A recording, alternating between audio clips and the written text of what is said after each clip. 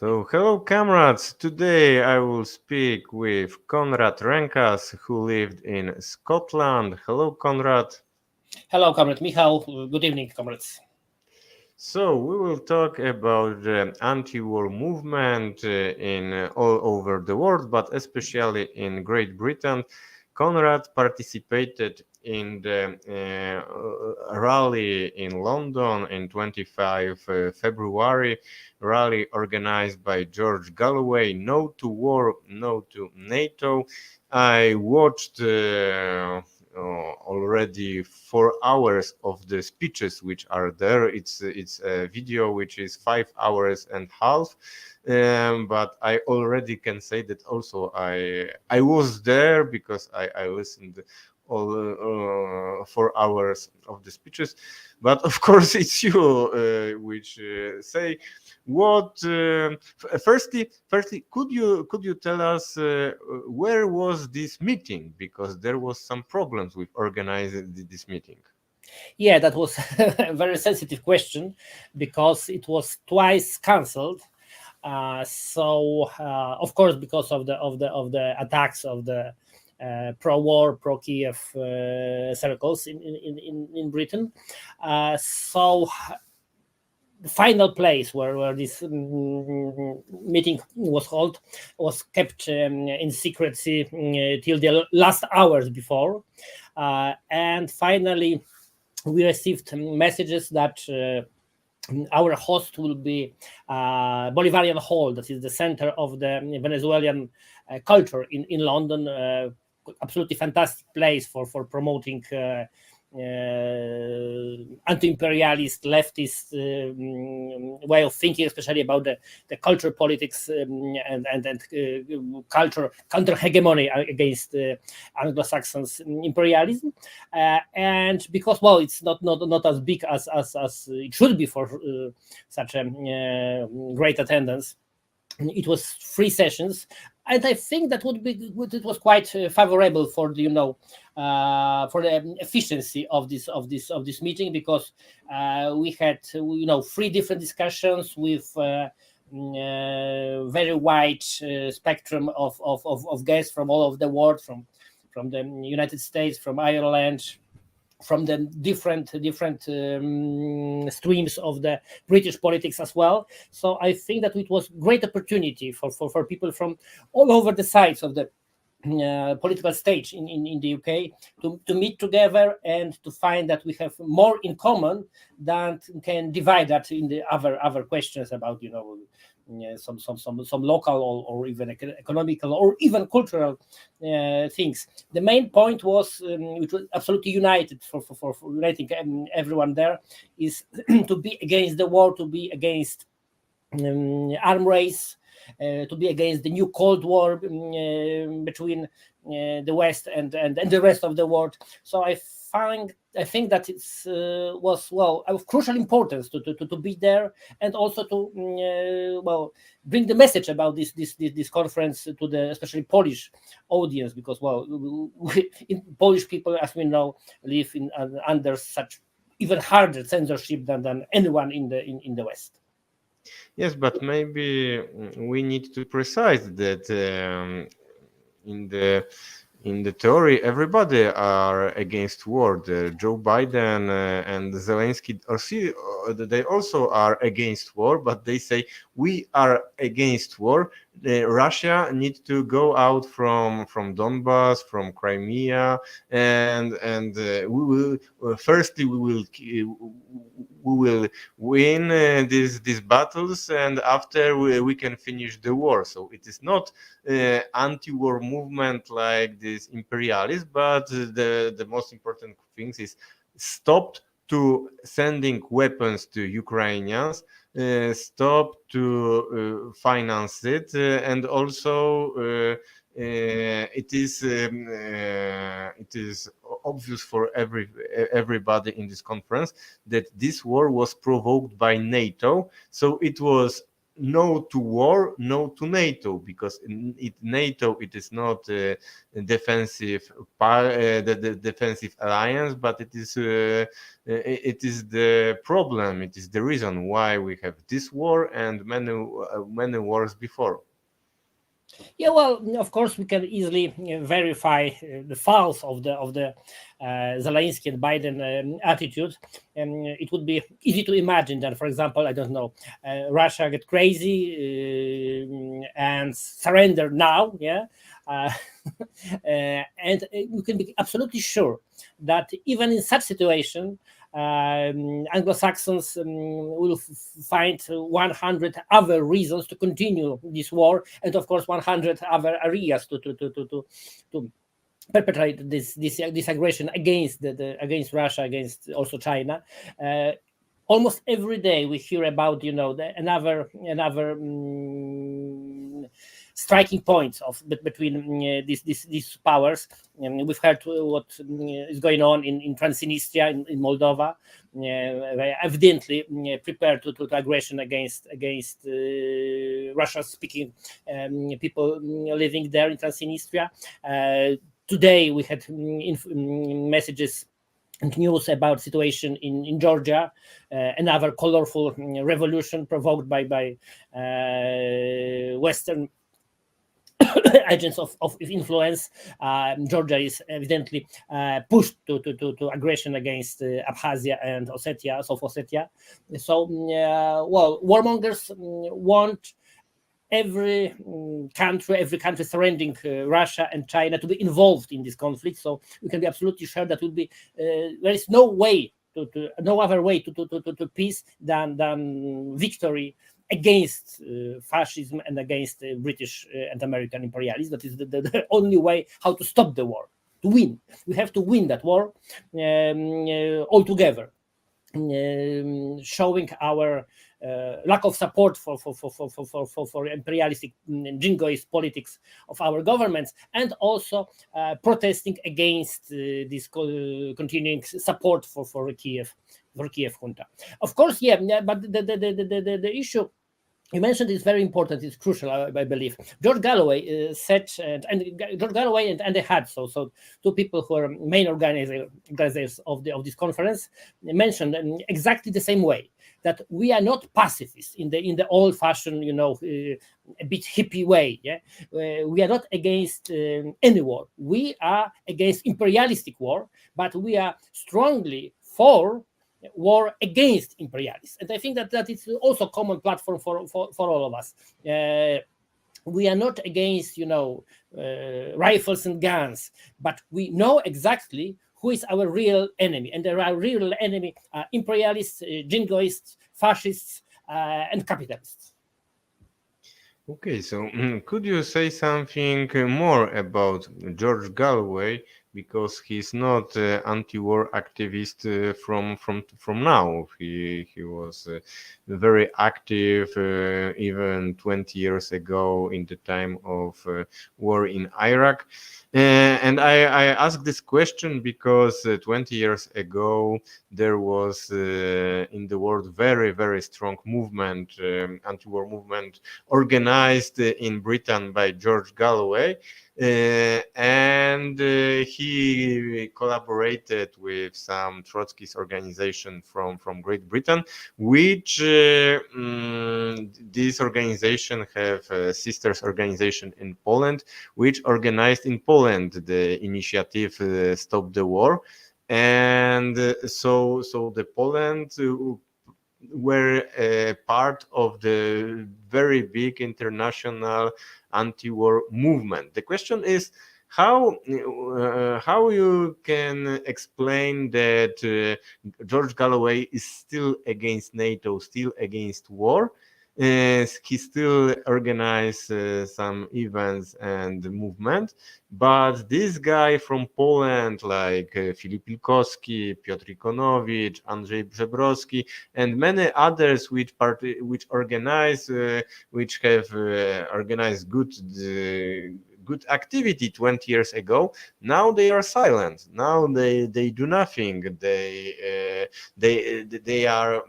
don't have the guts to say stop sending weapons to Ukraine. 1 week ago they organized some small, very small, I don't know, 15 or 20 person people, small demonstration in front of the presidential palace in Warsaw, but this was demonstration against Russia. So they say yes, we are anti-war, but the war was provoked by Russia. So they didn't say any word about sending weapon to Ukraine, and without stopping this absurdity to giving the Zelensky all the weapons which he wanted, the war will continue and thousands of Ukrainians will die. Yeah, well, yeah, we must admit that such an attitude is absolutely ridiculous, and it is, well, it would be something like, hippies who started, to volunteer to join the U.S. Army to stop the war in Vietnam. That would be some kind of absurdity. If you want to stop the war, you have to be against aggressors. That's the point. And aggressive sides on this conflict is NATO and USA. That's obvious. Yeah, and absolutely anyone who is interested in politics in real, not following mainstream media and mainstream propaganda, is absolutely sure about it.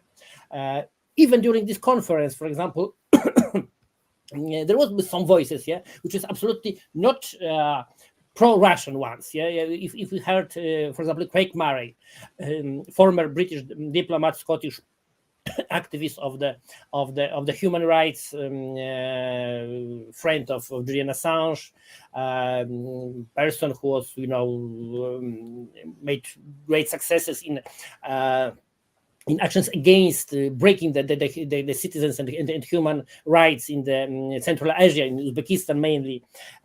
He said exactly, I believe that it's illegal war.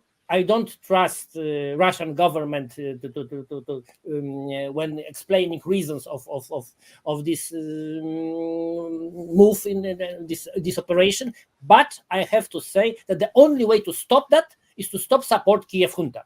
So even if someone is skeptical toward Moscow, toward Vladimir Putin, toward Kremlin politics, or to imperialistic side of some Russian political movements, even from this point of view, it's still possible to oppose mainstream support for Kiev junta, for aggression, for continuing this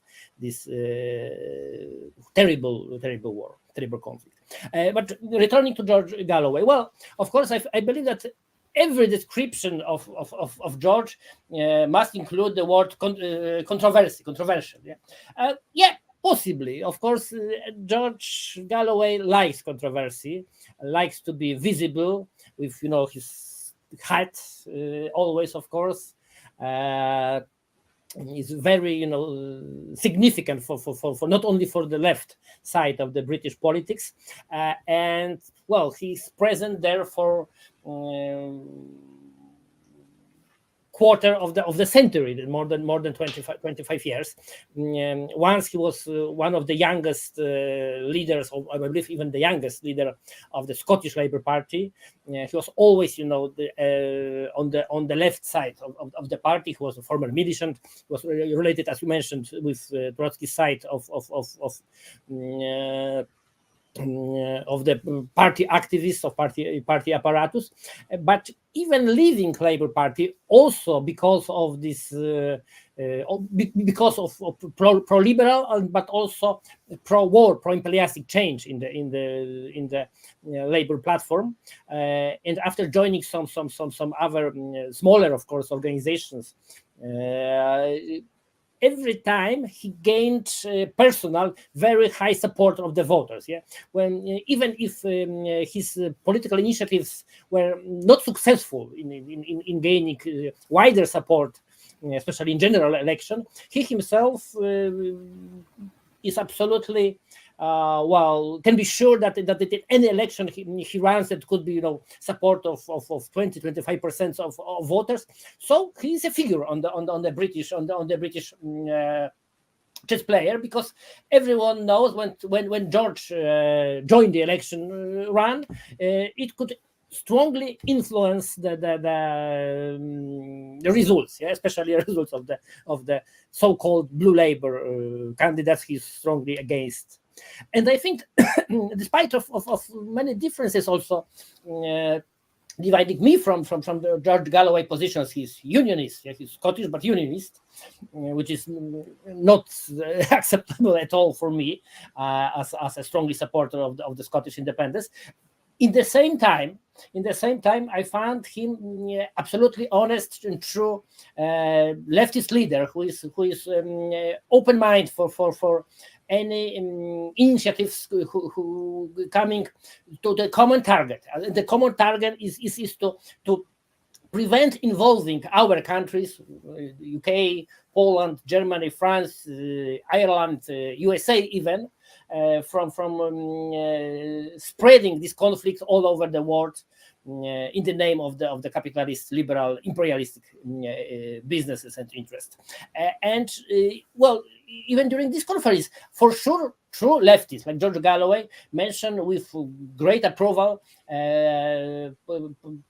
publications of Peter Hitchens, conservatives, old-style conservatives from the former pre-Thatcherist form, from the high Toryism, as it's mentioned on the alt-right, as a strongly supporter of the peace, and strongly and harsh critic of the pro-imperialistic politics. So we can discuss it not only on the level of the political initiative of the left, but what is mainly true, because it's the leftist circles which are anti-imperialistic and consistently anti-war. But we can think about it about the citizens movements against the jingoism, against the pro-war attitude of all governments of the Western Hemisphere.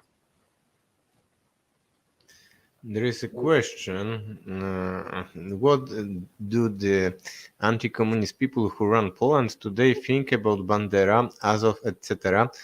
They think that they are freedom fighters. Firstly, before you answer, I would like to say that few days ago I made interview with former Prime Minister of Ukraine, Nikolai Azarov, who he was prime minister from 2010 2014, and he said he remember President Kaczynski. He was the brother of the Jarosław Kaczynski, and he said that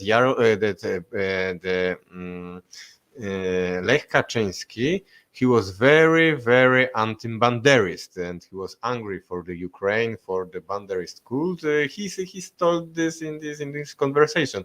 Maybe in few days I will translate this conversation to English, because it is very, very important. Because so he said that even Prime Minister of Ukraine, who was kicked out by the Banderists in the time of the putsch, he see that 10 years ago these people were against Banderists, and today you can answer. Yeah, well, first of all, everyone is against Bandera and Ukrainian fascists in Poland before the election. The question is what's going on after that. It's typical for not only for the right in Poland, also Polish Peasants Party, so the center, so-called farmers organization, which I called corruption bureaucracy party in Poland. They are strongly pro anti-Banderist and pro eastern former Polish borderlands, Kresy, but only before the election, and only if they do not govern that time. But returning to that, yes, it's a very important question, because for now we don't have answer. We don't have clear answer. What exactly Polish prime minister, Polish president, Polish main politicians exactly think about Bandera's cult in Ukraine. Yeah. Well, of course, in some general terms, they are, terribly sorry for Polish victims of Nazi terror, Ukrainian Nazi terror during the war. Of course, they, hardly but accepted the monuments of the victims of the Rzeź Wołyńska, Woli massacre, one of the most tragic moments of the Polish history, when nearly 200,000 people were murdered, were brutally murdered by Ukrainian Nazis. But in theory, these elements are still included in Polish historical perspective, Polish historical politics, so-called. But in fact, there are no hard elements of this politics. We are not observe any consequences, and there is no changes in main politics of Poland towards boundary schools in Ukraine. Every day we hear that, for example, another army unit in Ukraine is named after Roman Szuchewicz,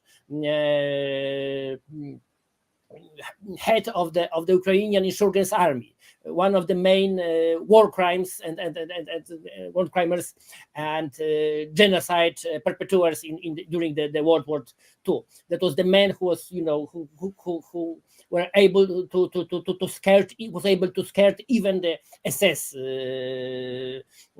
assessment during the war. How cruel was he and his people during the ethnic clearances in the western Ukraine, so eastern Poland, and there is absolutely no reactions from the Polish side against this cult, against these monuments, against this political tradition, against building all political identity, consciousness of Ukrainian people on this Nazi, not neo-Nazi, directly Nazi perspective, Nazi fundaments based. And well, of course, I'm not surprised what Prime Minister Azarov told you. Well, just after 2014, just after Euromaidan, I remember there was some discretionary but not very hidden delegation came from Kiev to Warsaw, and that was the activists from the Euromaidan, from the right sector, so the extremist right Nazi party involved in Euromaidan coup d'etat. And of course, host for this meeting was Paweł Kukiz and his parliament group. That time, Paweł Kukiz was strongly pro-boundaries and pro Kiev junta. I believe that now he tried to convince us that he changed his mind. Well, I'm not sure about it. And that time, the only MP who stand up and said, okay, but we can support your politics, but without Bandera, without this tradition. And that this politician, this MP, was Antoni Macierewicz, which is hard to imagine today, but that was his position in 2014, 2015. So a lot of Polish politicians can say and express some basics and main feelings which they believe that majority of the Polish people support. But do we trust these people? Because I'm not. Ты понимаешь по-русски? Ну, нисколько. Да. Спасибо всем, кто устраивает антивоенные демонстрации. So it will be thank you for all the people who organized the anti-war demonstration. You participated in this movement, so it is for you also. And I can mention, it's not the end. I think that it's the moment to mention that this conference we discussed previously, that was only the beginning. That was only the beginning, and the final declaration of this conference was to hold as a campaign group and to continue activity as a NATO organization. which is the wide platform of wide coalition of the anti-war movement.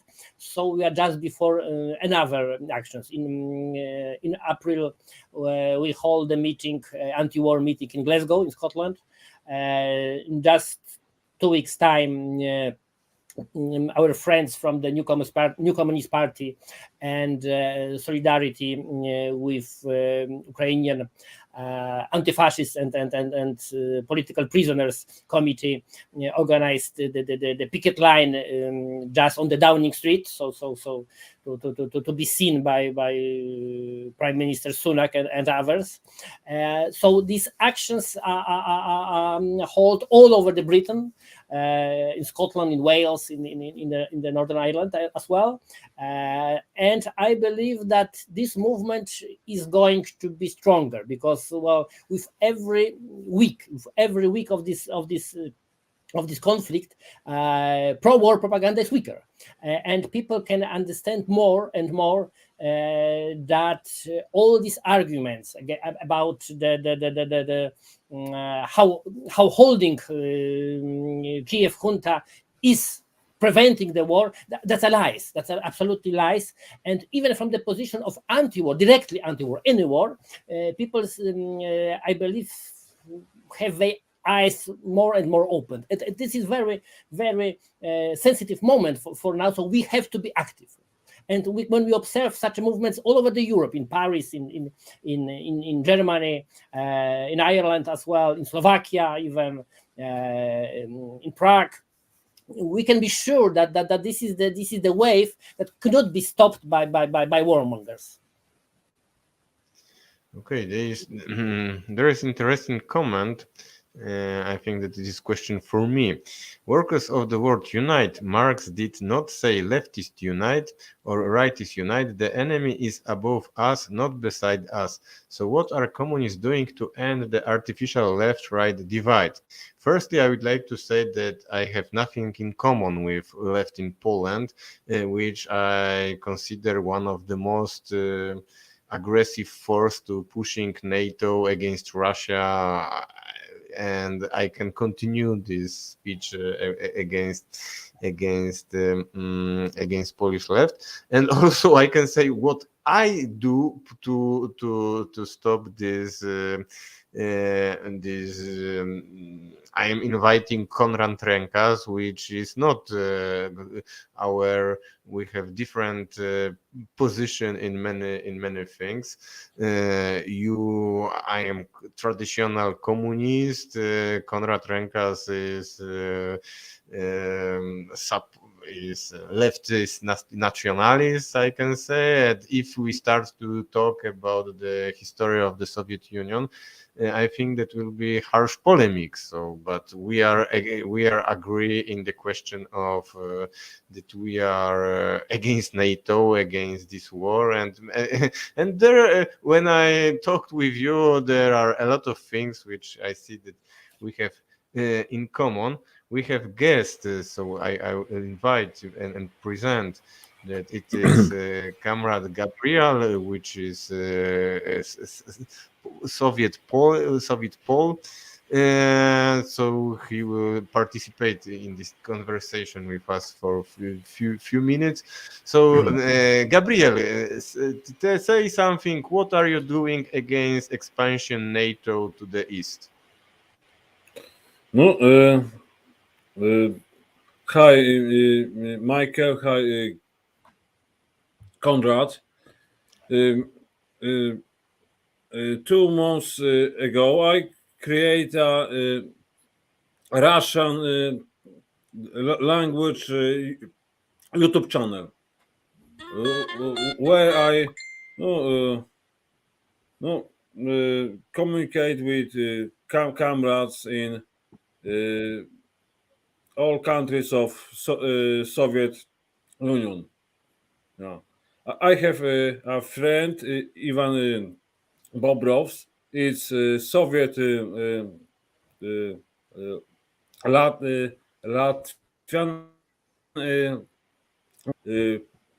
Popolski. He now lives in Spain. Before he lived 20 years in Germany. he make he's a blogger, streamer. Yeah.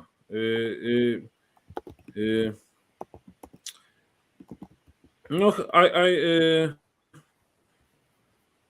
and also I have Shabba Life when where I have at about 500 1,000 people watch me on live on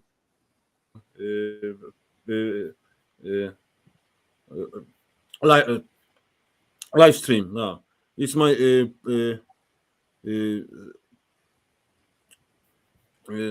Russian channel. Okay, And Gabriel, I have a question for you. Polish channel Shabel Live. No, okay, question. Okay. The question is that we are three from Poland, but only you are living in Poland. I am living in France, and Konrad lived in Scotland. Saturday there will be demonstration in Bydgoszcz against NATO, organized by the Bydgoskie Stowarzyszenie Kamratów. 11 March, it is anniversary of joining Poland to NATO in 1999. Do you know something about this demonstration? Will you participate in the demonstration, or you will participate in other anti-war movement in Poland? No, I live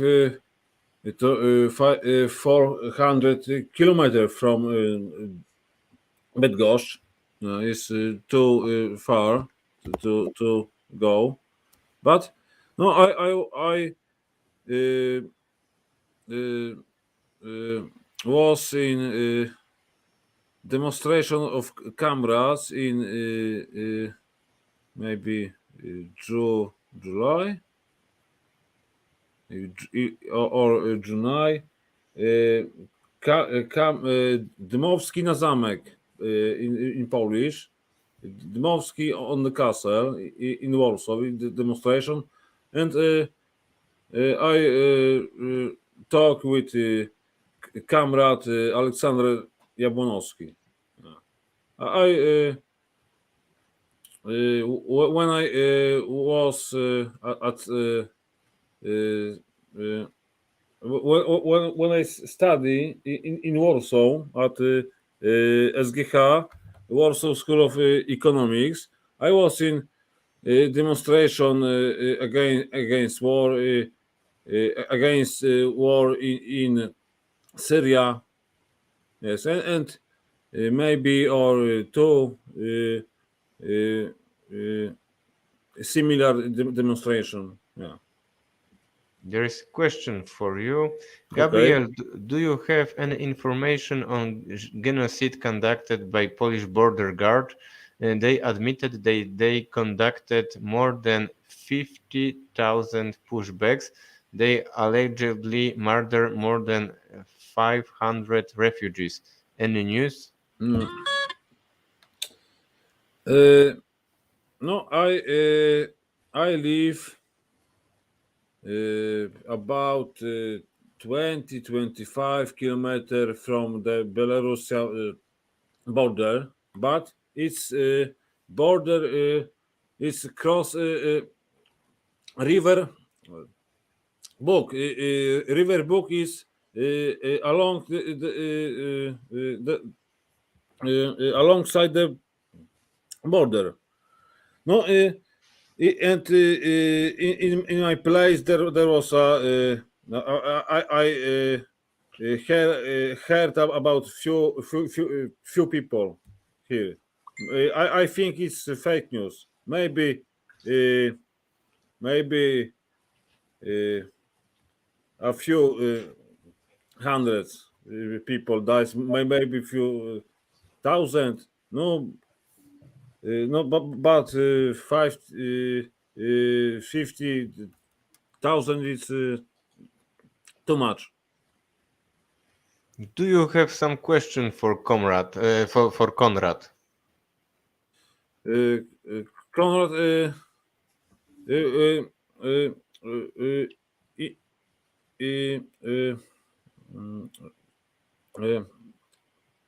where do you live? I live in Scotland, in Aberdeen, Scotland. northeast. Mhm. Ah. No, I speaking English tak maybe a year ago, maybe 2 years tak. Yes, I more Russian speak. No. Okay, it's not examine. Okay, but exam. I have a question. Konrad, what do you think? How much?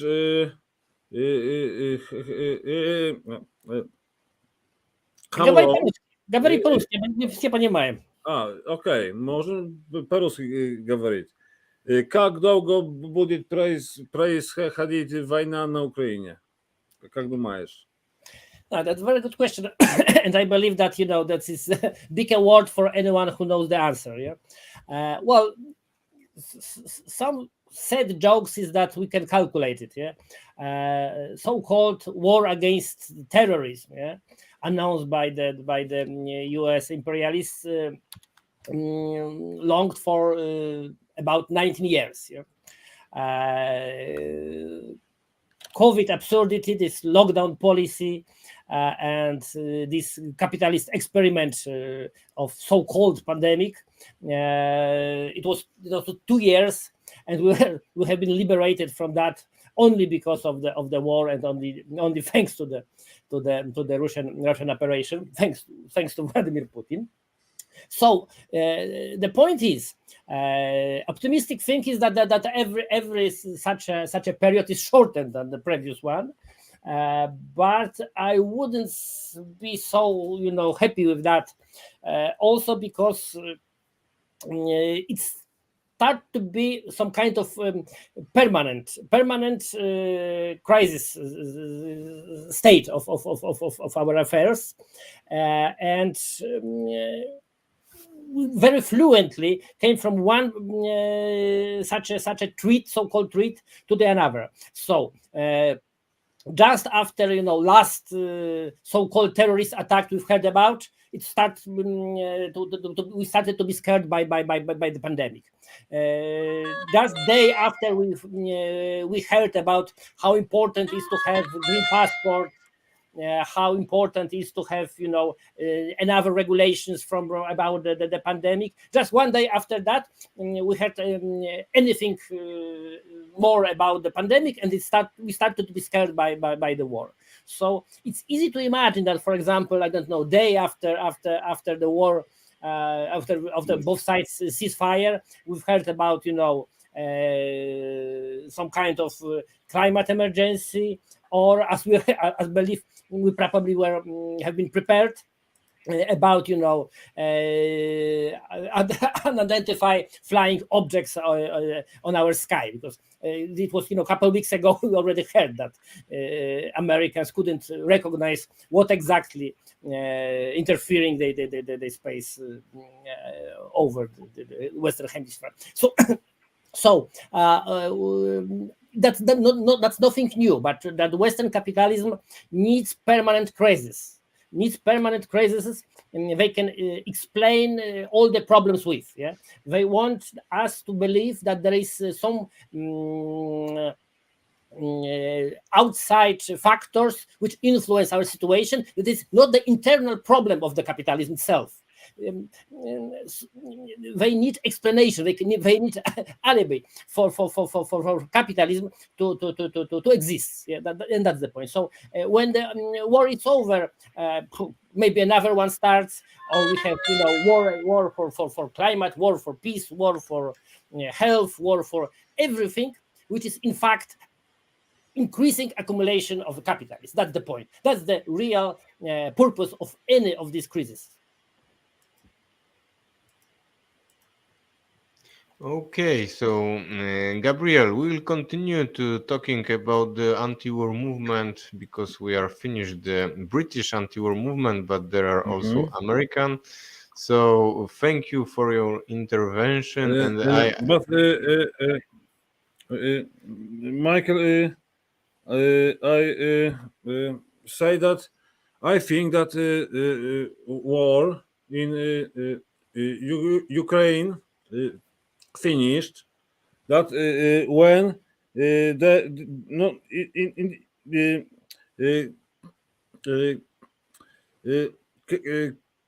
can you show the map? the map, The yes, map yes. that from Telegram channel Różejny Master. This four oblasts of Ukraine: Lugansk, Donetsk, Zaporoże, Kherson. This oblast is formally a part of Russian Federation. When Russian army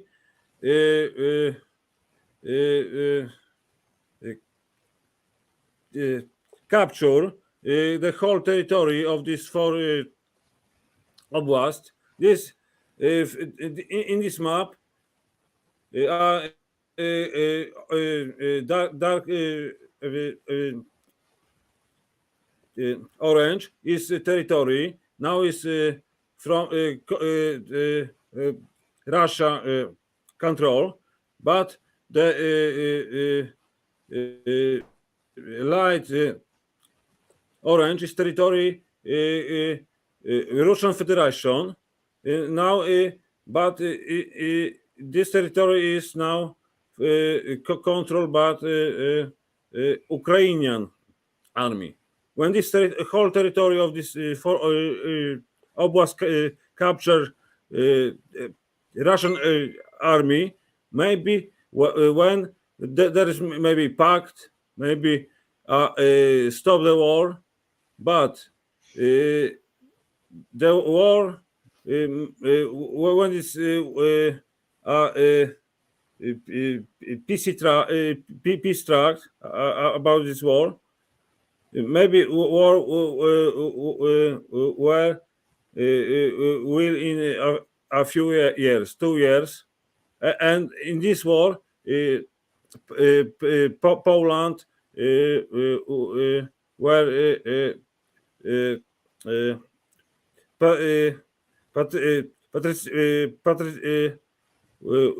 join. Yeah. So you said that when Russian take this land oblast, that it will be finished. I think that and war maybe the next part of war maybe 2 years or 3, and Poland join for this next war. I think. I think that the answer for the question when the war will finish is not in Ukraine but in the Western countries, and the question when the ammunition will finish, because all the military industry from NATO work for the Ukraine, but it's already exhausted and the magazines in the armies of the Western countries are empty. The movement In Moldova, there's a big magazine of ammunition. A week ago or 2 weeks ago, not maybe Ukrainian army Pridniestrowie, Naddniestrze po polsku. Transnistria. No. This in Pridniestrowie is a magazine of ammunition that maybe half of a year or 1 year. Yeah.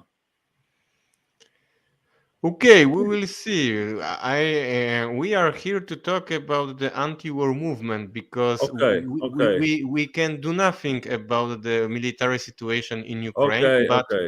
we can organize the anti-war movement in the Western countries, and I hope that this activity to spreading the anti-war message can stop the war, because all the time I repeated that the answer when the war is finished is not in the Kyiv government. Even in Warsaw, the answer is in the West, in the Washington, Brussels, Paris. When the Washington said it's finished, it will be finished, and Zelensky have nothing to say. It's only decision of Yeah. Biden or the new president of United States or somebody else. But if they make order, Zelensky, now you will sign the treaty agreement with Russia, who will sign. If not, they will find somebody else who will sign this agreement. Similar situation is about Polish politics. It's also marionettes. No, is also controlled by Washington or London. Okay, thank you very much, Gabriel. Okay, thank you, Michał. Salut. Bye. Yeah, I would agree, Michał, that Moscow is not decisive one side of this. Well, as we discussed many times, it's a very one-sided point of view to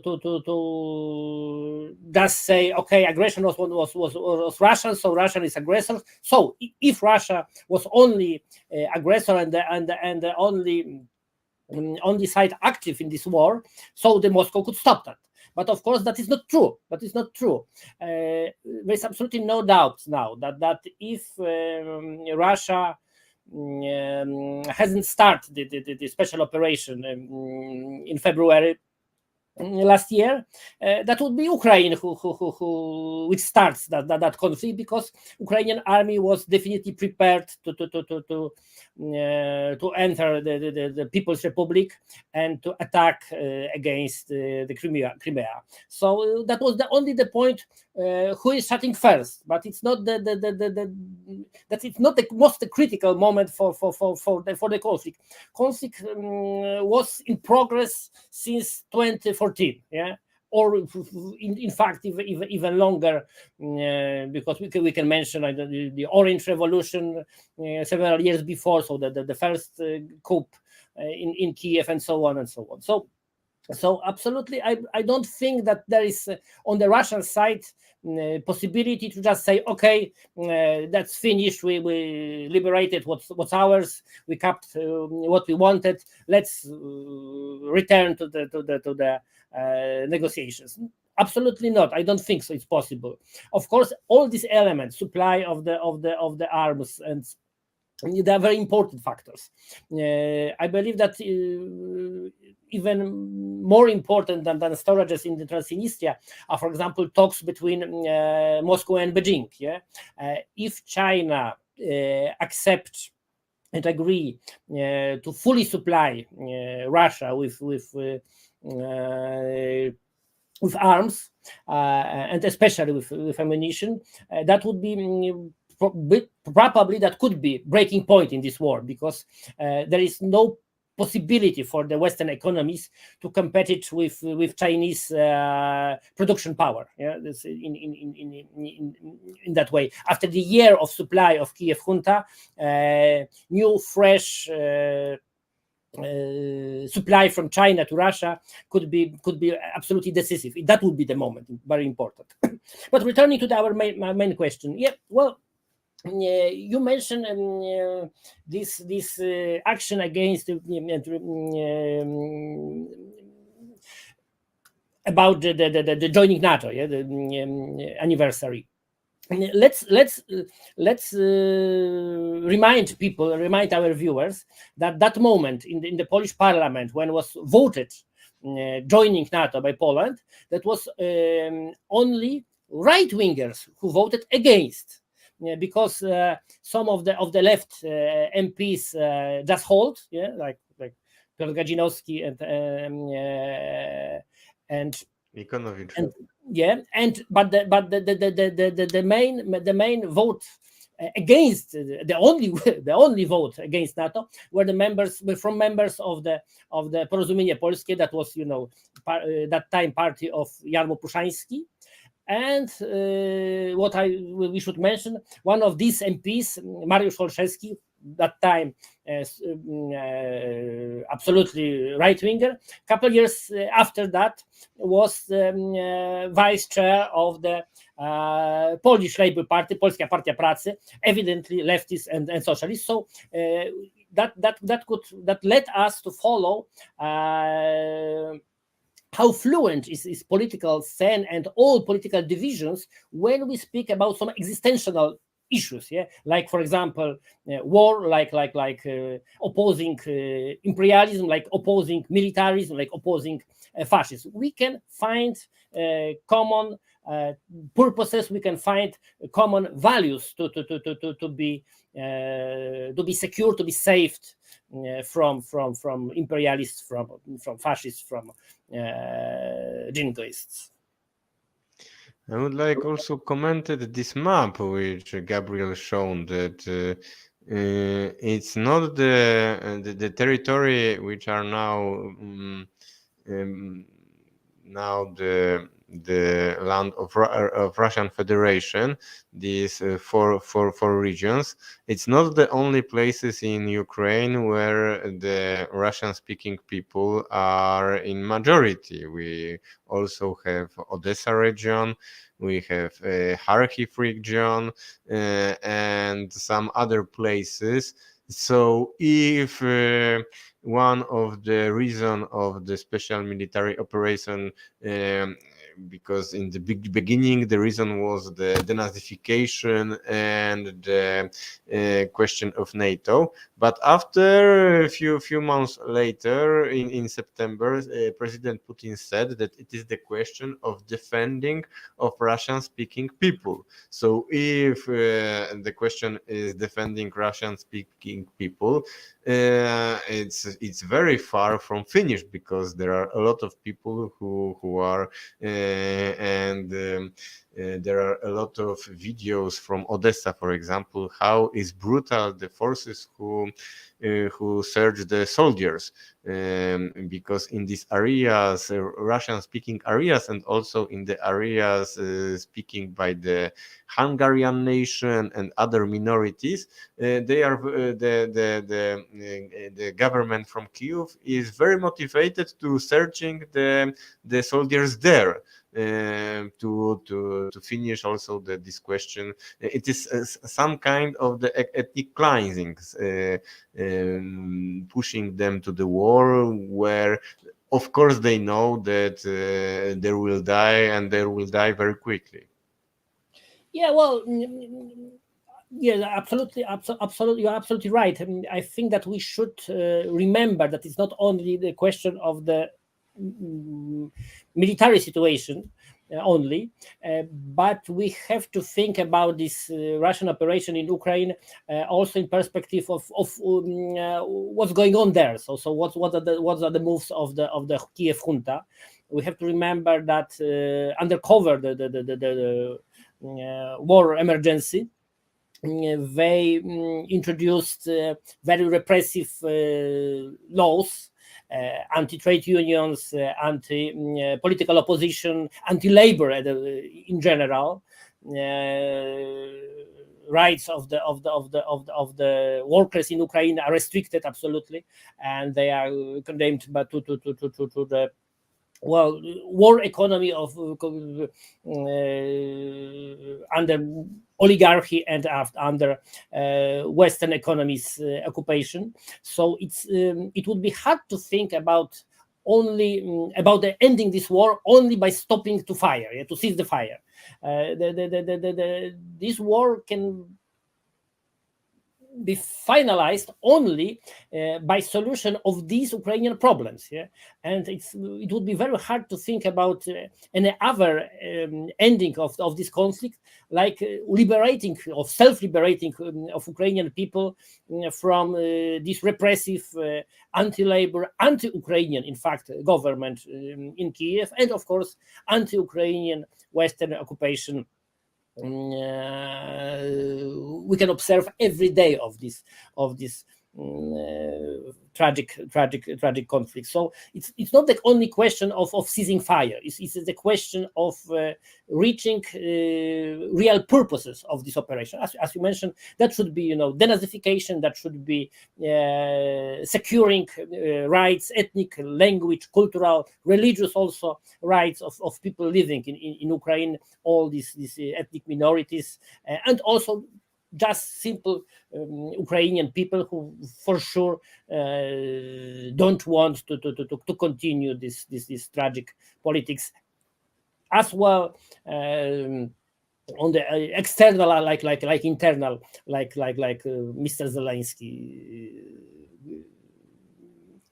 unfortunately, keeps to do. Okay, so let's jump to the United States, because the conference which you are about which we are speaking is very important, but the most important in this war is the anti-war movement in the United States, because the United States is the most important power here.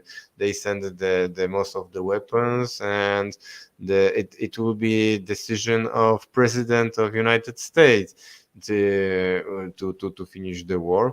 So there was a demonstration in United States named Rage Against the War Machine. And firstly, this is the speakers there. We will not talk about all the speakers, but could you say something, some of these people, who are this guy, what is their political background? Because it is, I think, very important for strategic reason how to organize the anti-war movement, that it is not only left or only right, or it is the people from different political camps. Yeah, well, fantastic that you found it.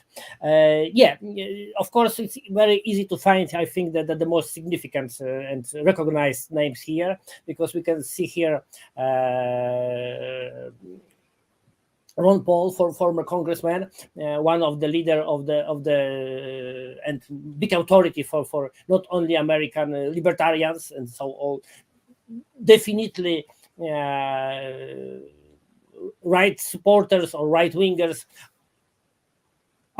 unless not all libertarians in the USA like this of course description. So we have Ron Paul, so undoubtedly libertarian, former Republican, and strong political figure in the U.S. politics, and Tulsi Gabbard, one of the most promising Democratic presidential candidates. So it's definitely from the left of the Democratic Party, and we can of course find Roger Waters, so one of the most famous rockmans and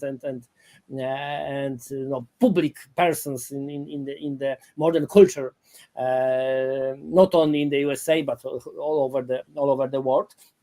But the main powers of this coalition are small parties, small, but I think perfectly targeted for the American policy. When we have to remember that with the two-party system, these small parties are sometimes very influential internally groups. So they can influence politics of the Democrats and Republicans as well.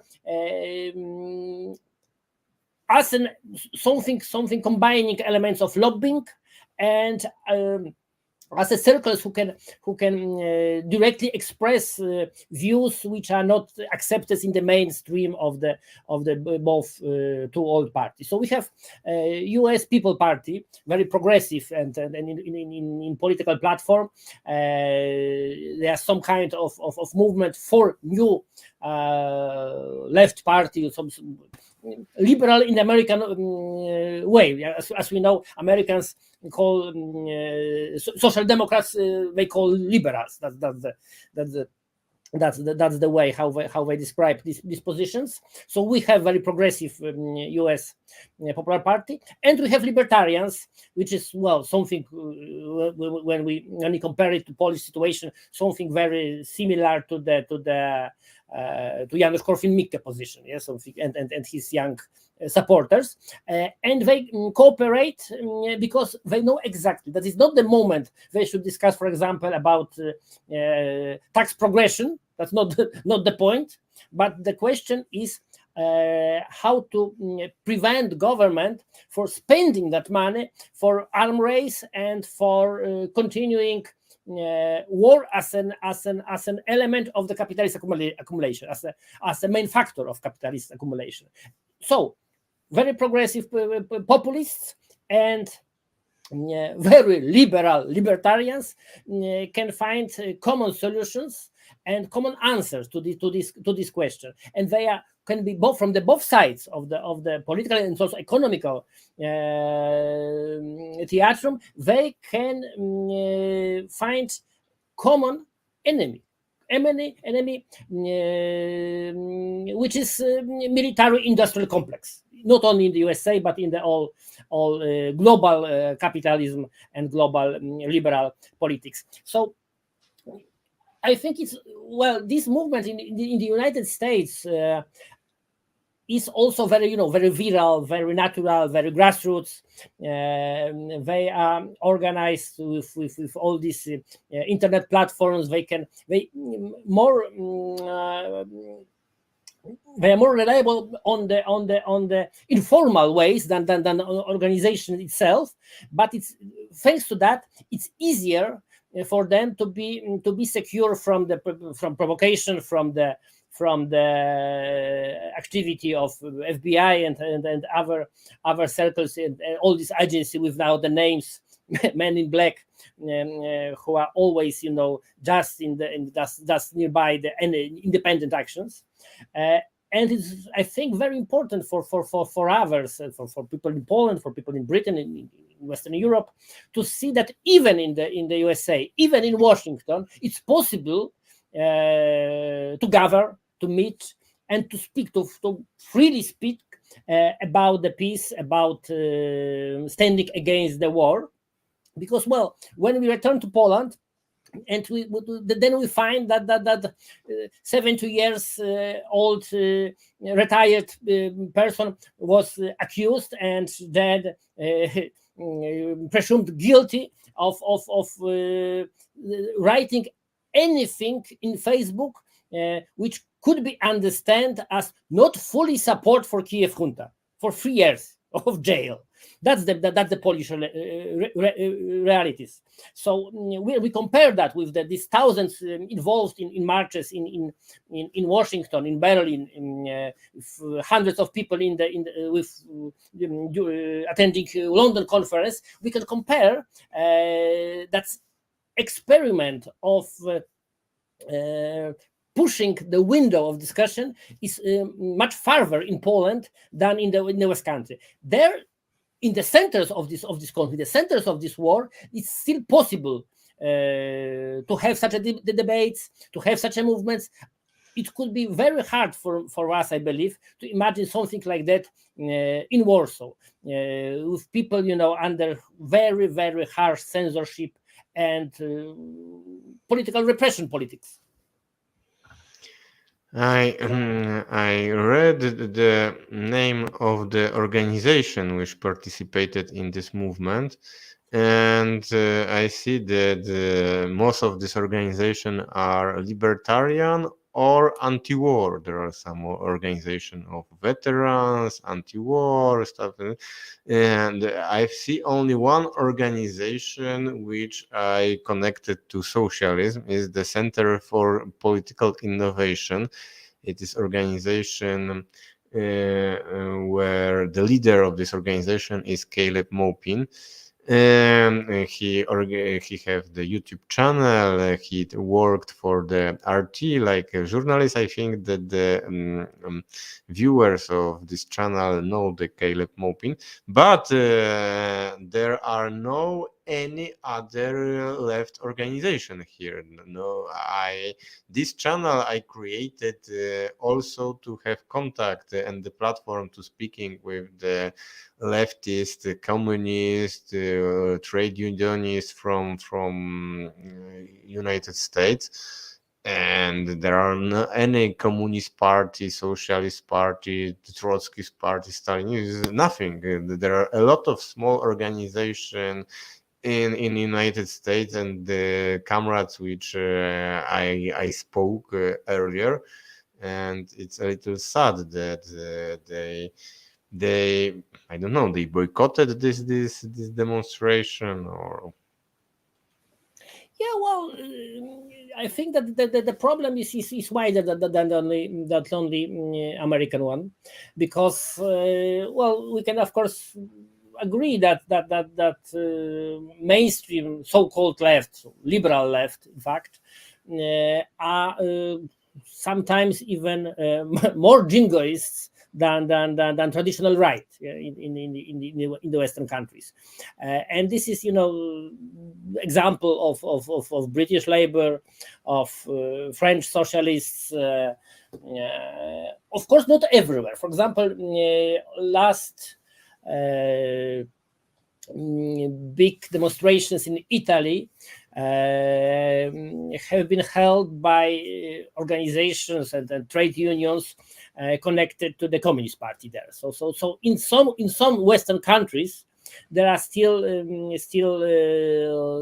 leftists who lead this anti-war campaign.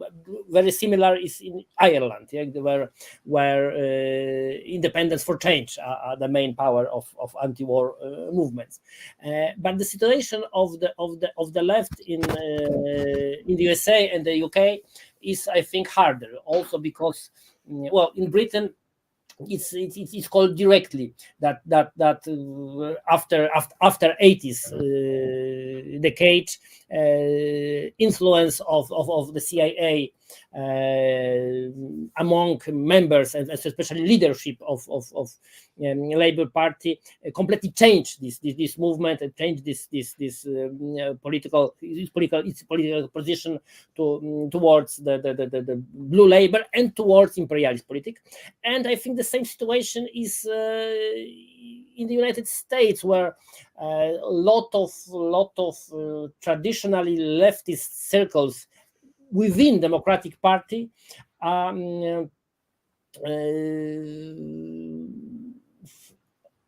or investigated by the FBI and the other agencies, or just self-censor because of the mainstream of the political debate, where to be leftist now means only to be involved in discussion about transgender issue, about the climate change and so on, 50-minute cities and any other hoaxes and false flags, and not to support two main things for any leftist, I believe. So workers' rights, anti-militarist position, and so on. We have the list is longer. The list, the positions which is not only forget but directly forbidden in the mainstream media is of course longer. The Palestinian case is now forgotten and forbidden. The case of the true woman liberation, not only equality but liberation of women, not trans women and so on, but woman liberation is forgotten and forbidden, and so on and so on and so on. So to be leftist today in the West, especially in the USA, always means that, well, I could be Republican, but I attended better school, and I looked better in the suit. That's the difference. Yeah. So this is the element of the caviar leftists we can recognize definitely in the USA. So now I would like to ask you, do you know something about the movement organized in Germany by the Sarah Wagenknecht and other women, feminist, I don't know, I forget it, feminist, which there are together, they organized the petition. We were signed by hundreds of thousands people. And they organized a big demonstration in Berlin, not in the Brandenburgian Gate. Could you say something about who participated in this movement, which political forces? And what is something in common and something different with this example in Britain and the United States?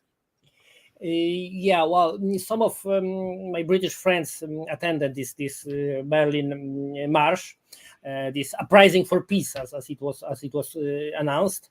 Yeah, well, of course, the main face of this movement is Sarah Wagenknecht, so the prominent Die Linke member and left winger for sure.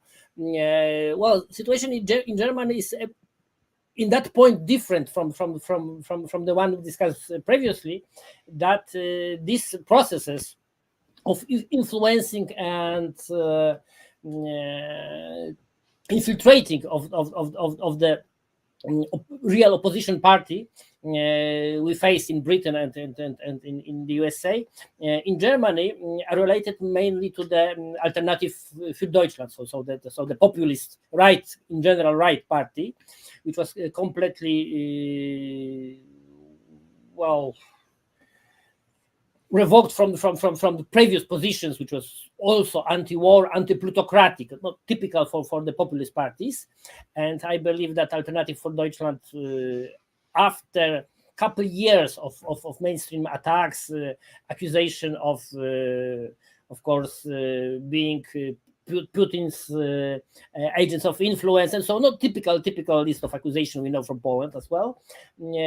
I think that they are not able to return to the previous grassroots identity. Yes, so they cannot now be true and honest on the side of the peace and on the side of anti-war side, part of the German society. So the only hope there is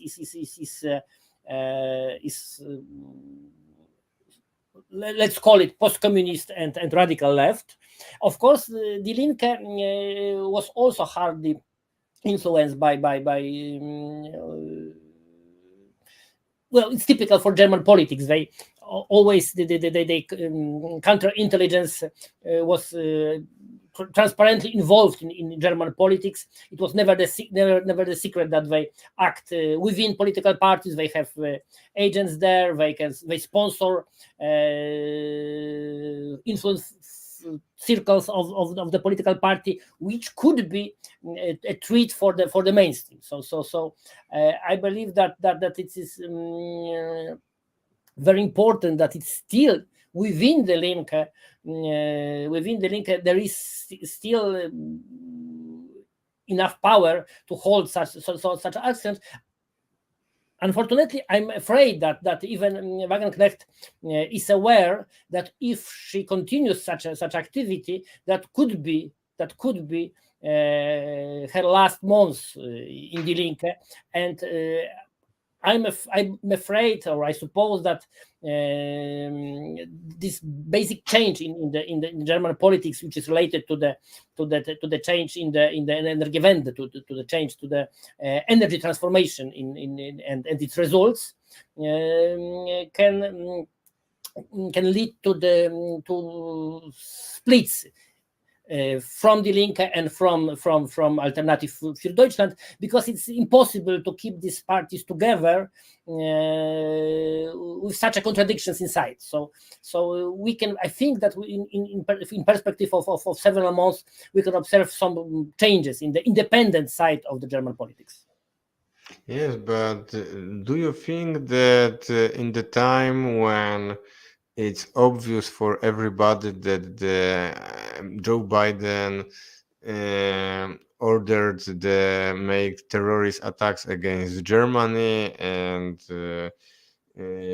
against the citizens of all the European Union, because the German economy is very important for all the European Union, that it could be it is that the situation in Germany is something different than in other countries, because it is the question of the German government, which is I don't even have a word how to describe this government, but normal government, when somebody organized terrorist attack which destroy your economy, say something, do something, and Olaf Scholz he do nothing, and his silence and his passivity in this question could provoke something which nobody knows how big this could be. Yeah, well, but we have to remember that, first of all, even Scholz government is well, it's more decisive in speeches than determinant in actions. So even when it's pushed to the pro-Ukrainian, pro-Kiev attitude, it's not always followed by real life decisions. Yeah, that's the first point. So they made some propaganda, of course, moves quite similar to the other Western European politicians, but I would say that they are not so far away than I don't know, Polish or Romanian or others. So it's well, very optimist symptom, but it is. And the second thing is, we have to remember that Germany are under direct American military occupation.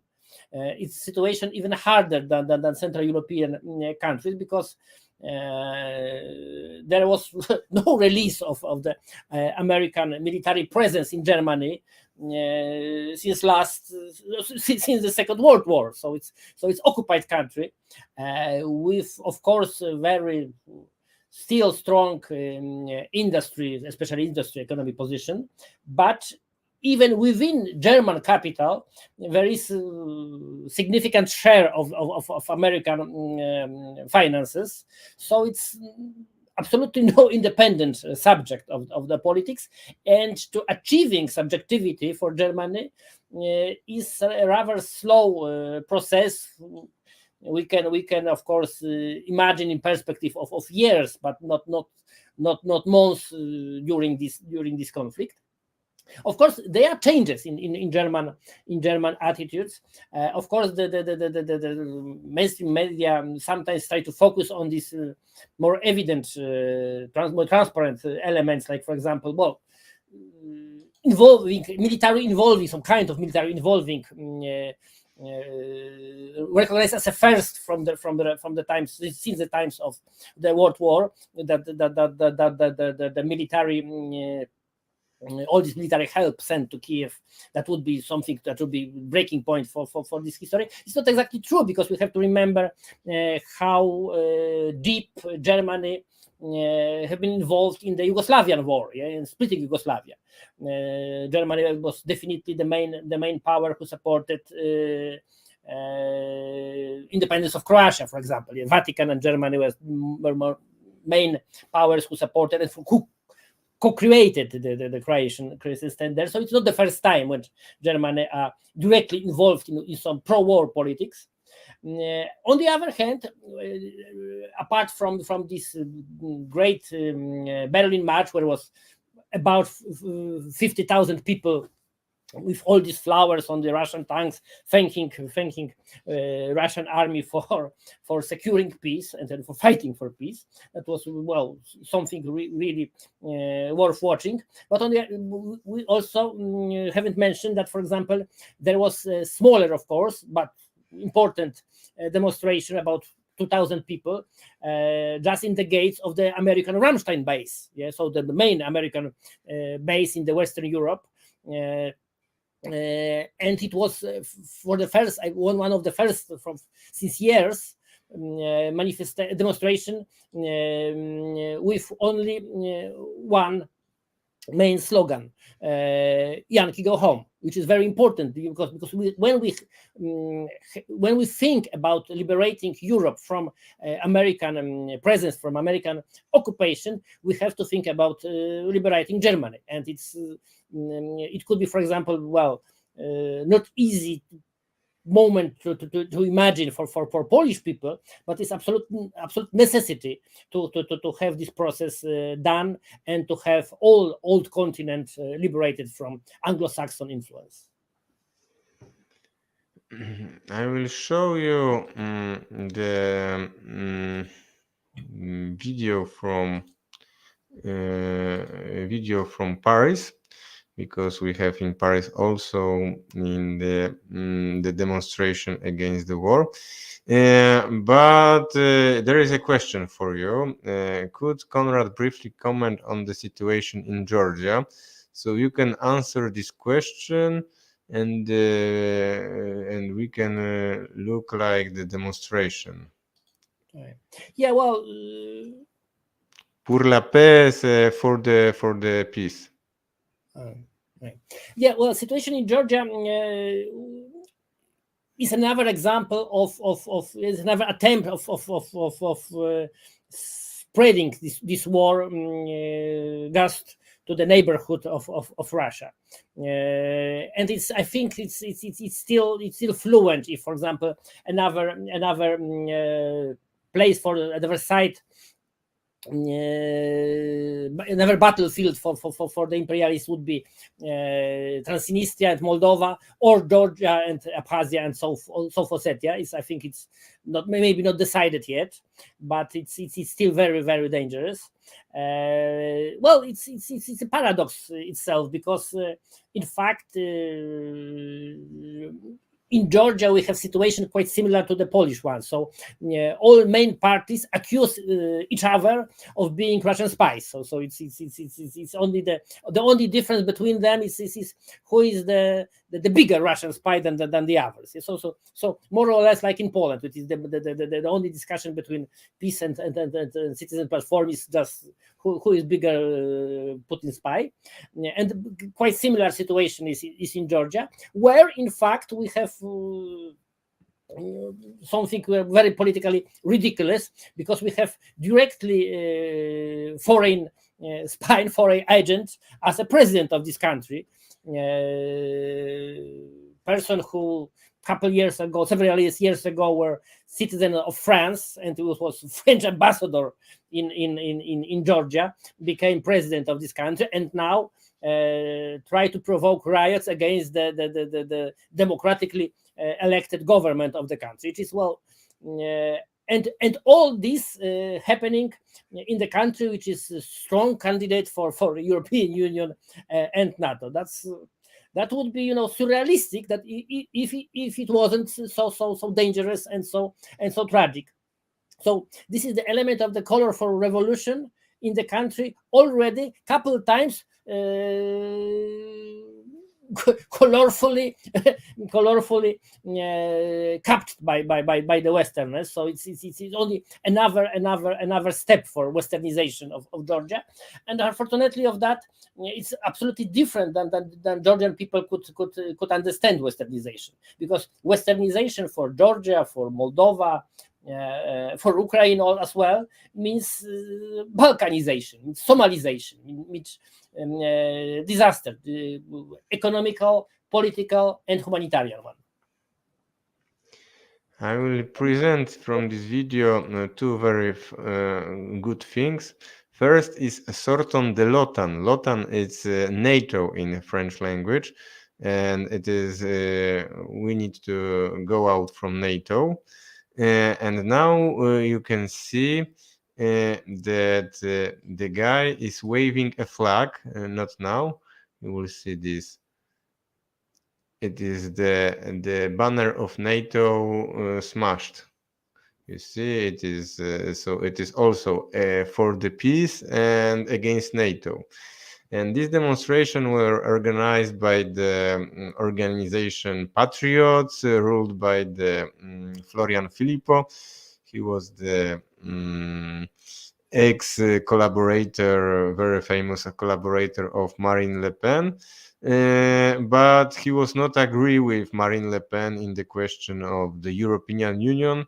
He said that Marine Le Pen she betrayed the program of Patriots because firstly she was against European Union, against Euro, against the Schengen and other stuff, but in the election 2017 she supported European Union, so they broke up and Filippo, he created his own organization.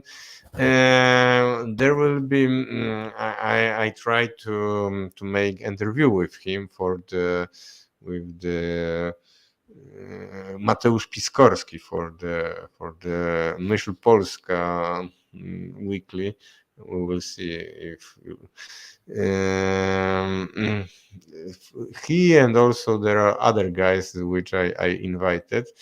But for me it is something very, very strange that the guy which is not the leftist, he organized the anti-NATO, anti-war demonstration.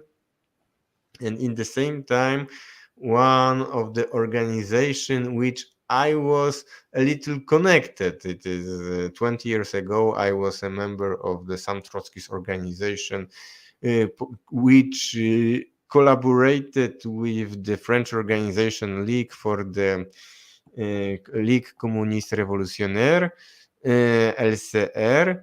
Now this organization is named New Anti-Capitalist Party, and it is one of the force the most aggressive to sending weapons to Ukraine. So the Trotskyists from NPA, and there are the famous guy in Poland, Zbigniew Marcin Kowalewski, which he collaborated with this party, and this is the one of the most aggressive Russophobic forces now in France. They all the time in the same day when the people in all over the world organize the anti-war, anti-NATO meeting, they organize the meeting. We need to support the European Ukrainian resistance and send more weapon for them. So we see all this degeneration of the French Trotsky movement. Yeah, well, but I have to defend Leon Trotsky and defend Leon Trotsky from the Trotskyists, because I think that they've forgotten what he has really written about standing always against imperialism, and he. It was very remarkable piece of his work when he discussed on the example of the Brazil, when it was fascist government that time, Rękas government, populist government supported by Brazilian communists as well in some periods, and Trotsky considered, if it would be hypothetically war between the United Kingdom and the fascist Brazil, who should be supported by the workers, by the leftists, by the Marxists, like Trotskyists, Leninists, like Trotskyists describe themselves, and his answer was absolutely clear and unadaptable. That should be supporting anti-imperialistic power apart from the imperialistic British government. So that would be no other way than distracting British imperialism in such a war, even if it's said that it's only against third world government, which is not accepted by all the leftists. And this is quite similar situation. Even if we do not support details of Vladimir Putin politics, especially internal one and economical one, which, well, definitely I also find very debatable, at least debatable. And even when we, of course, understand that elements of the Russian politics are politics of power, of imperial power of this country, even then we have to understand very essence of this war. Even if we recognize the Russians as imperialists, in this war they fight on the anti-imperialistic side. That's dialectic. That's dialectic attitude, which is absolutely forgotten by the part of the Trotskyist and Marxist circles in France. And what is, for example, I think very, very positive, I can find and recognize among my English and Scottish, British in general, Marxist friends. They are Trotskyists and they are strongly anti-imperialistic. So they understand dialectic of this war. And I think that it's very important to remind also left people in Poland who are completely, confused by the situation, that on this war, even if we do not accept internal Vladimir Putin politics, we have to recognize who is really anti-imperialistic side of the war. That's the only one question. And if someone needs Leon Trotsky to advise in that, I can help with quotas and references just directly from him. This is the only understanding, only possible understanding of this war. I can agree with you in many questions that we can defend Trotsky from Trotskyists in the transgender question and many other new questions where many new stupid things which Trotsky have nothing to do with all this degeneration of the Trotsky's movements today. But in the question of Ukraine, I think that Trotsky have a lot of responsibility for this war which is taking place. Here we have the article of Leon Trotsky written in April 1939, and he wrote this article. There was 4 big articles Trotsky about Ukraine, and as you see, one of the we can read it for a free independent Soviet Ukraine. Ukraine was always the place where it was always the multi-ethnic region with the Russian population in the south and the Ukrainians and other nations, also Jews. Trotsky, he was a Jew and he was born in Ukraine. So it was always the multi-ethnic region. And the calling for the independent Ukraine in this time, he was one of the first guy who called for the independent Ukraine, and he was not the first one who called for the independent Ukraine. In this time, in April 1949, there was the other guys who supporting independent Ukraine, and that they lived in Germany. And there was all this, the nationalists supported by the SS, Wehrmacht, Abwehr, and etc. So in this question, independence from Soviet Union, there is a this is the same slogan, the Trotsky and the Banderites, and I am against it.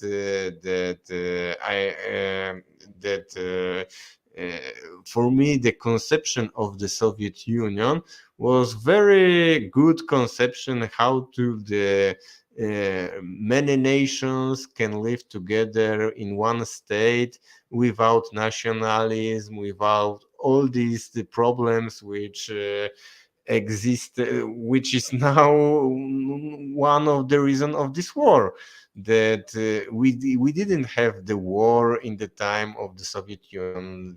They need to destroy Soviet Union to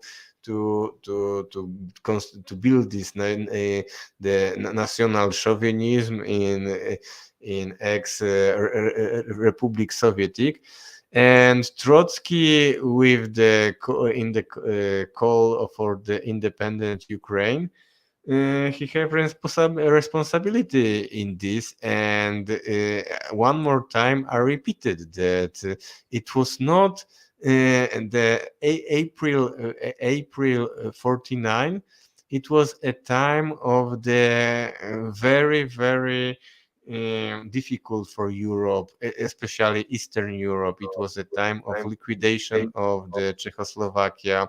It was few months after the incorporation of Austria. So we see this expansion of the fascist Germany, and they are using slogan of the independence or freedoms or something like this, that we need to change the borders. Also they finance the Ukrainian nationalists who wanted to independent Ukraine. And Trotsky, in this time, he's starting to call for independent Ukraine. In my opinion, these articles, it is realization of this strategy very often after used by United States, to using the leftist forces for I don't know, color revolution, something like this. But the beginning we have here that the fascists and Trotsky have the one call for independent Ukraine, independent, and is against Soviet Union, to make Soviet Union weaker. Yeah, well, I think that is the topic for longer discussion, of course, and then debate between anti-revisionists and Trotskyists is well, long and I think endless, because of lot of problems, a lot of contradictions, not only historical ones. But well, when we started this discussion, we mentioned about some kind of united front against anti-imperialism and against the war. So yeah, of course, agreeing with you and with the historical critics of this late Trotsky attitude in general against the Soviet Union, understood as Stalinist governed country, which pushed Trotsky to the lot of errors, the ideological errors and geopolitical errors as well. Despite of this historical issue, I can find rather optimistic that like I mentioned, describing anti-war movement in Britain. Within this movement, anti-revisionist communists like New Communist Party, for example, or Revolutionist Communist Party or Britain Marxist-Leninists can cooperate with socialists like Socialist Labour Party of Chris Williamson and Arthur Scourgill, and can cooperate with the Trotskyist organization as well, because the main point is to have anti-war front, anti-war movement, and let's say that way. If we could together fight against the fascism and Nazis during the World War II, we can also do it now when we are probably approaching Third World War. So let's unite against common enemy. Yes, I'm totally agree. Let's unite, and but it's difficult to unite with somebody who say, yes, I am uniting with you, but long live the independent. I don't know. Siberia or something that how what is her name, that this foreign minister of Poland, Fotyga, she made a plan how to destroy Russian Federation, to build the many independent nation. And we see how it is, how big is this hypocrisy that the last 30 years the anti-communist propaganda in Poland use the racist schema that this Asian barbaric Red Army soldiers came to Poland, and because they were Asiatic, they raped Polish women, and because they were Asiatic, they steal everything, and they were primitive, and they repeated this propaganda 30 years, and now to destroy the Russian Federation, they call for the independent Asiatic nation from the Russia. So we see all this hypocrisy that they hate, don't respect this nation, they know nothing about them, but they are using all the possibilities to destroying the Russian Federation. Of course, without any success, and it is good news that if Polish politicians do something, it will always be the opposite of what they want to do. But you know that the basis of unification is against war, against NATO, and that's all. And against NATO without any but no, there is no but. We need to destroy NATO, and that's all. Yeah, definitely. Well, of course, we can also very long speak about the Western hypocrisy.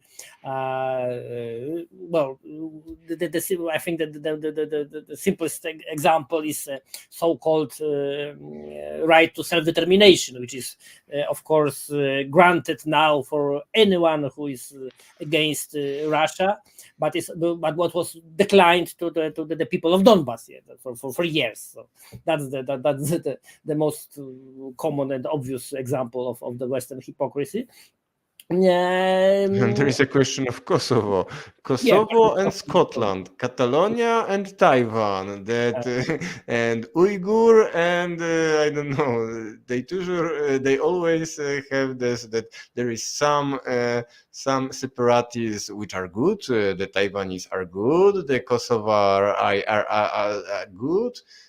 When the I don't know the Siberic nation want to make separation is good, but Donbass no, it's the agent of Putin, the minority, Russian minority in Baltic states. It's no, and Scotland no, and Catalonia no. It's good, well, definitely. It's always the same. It's the question if our bastards, our terrorists, so they are positives, or the others, So this popular meme about the bombs, which is bad bomb, which is good bomb, but there is absolutely no bomb, at all, transparent bomb, invisible one. We had the same problem with terrorists. After 19 years of war against terrorism, all this time there were. They still exist absolutely professional terrorist training camps in Albania, just preparing terrorists to fight against Iran and to be active in the neighborhood of the of the East and Iraq and other countries, and it was this positive terrorism. So there was liberation fighters, of course, not terrorists, and then exactly the same. This is also this transformation of the cultural hegemony of the wording. I believe that it's a question of time also for Poland to hear that, for example, Ukrainian insurgents armies, so Ukrainian Nazis and Bandera were just liberty fighters and bravery in arms of the Polish anti-communistic underground. So there's nothing wrong with the monuments of these Nazi scums in Ukraine. Maybe we should be prepared for some Nazi monuments in Poland as well. They had a lot of space after destructing all these Red Army monuments, so probably they wait for new heroes. Yeah, if not from SS, for sure from UPA. In Western discourse, this element of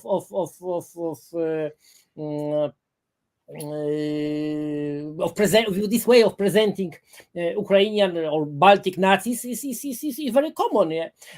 I've written a couple of months ago position about how members of British government attend meetings of the Nazi combatants in the UK, and they are absolutely official. They received medals, they received gratification from government. We have plates, honorable plates here for the combatants of the Waffen SS. That would be hard to imagine, but in Britain, in the country which is so proud from the Battle of Britain, from the El Alamein and the other heroic moments of the Second World War. Now this is the place for the cults of Nazis. That's the point. So this transformation of consciousness in the West is important element of I think last attempt to secure present Western hegemony. This is the war. This is the not only in military sense of this term, but it is also cultural war we are fighting in. And well, we have to be aware that you are soldiers of this war. Even now today, discussing and publishing this video. Okay, so we are soldiers of this war, but we can finish this battle and continue the other time. Thank you very much for as always very insightful comments and all this stuff. We will watch the situation in Great Britain, because I hope that it is start of something big, that in the near future there will be big demonstration. I hope for this. If some comrades who participated in this Congress have to share something, have to have contacts with comrades from Poland who organize, I invite you to make conversation. We need to build some bridges, connections, because NATO, it is the international terrorist organization, and if we want to fight this terrorist organization, we need also be united in the international scale. The people from Poland, Germany, Czech Republic, France, England, United States, all together against this war. Totally agree. No to NATO, no to war. Thank you, Konrad. Thank you.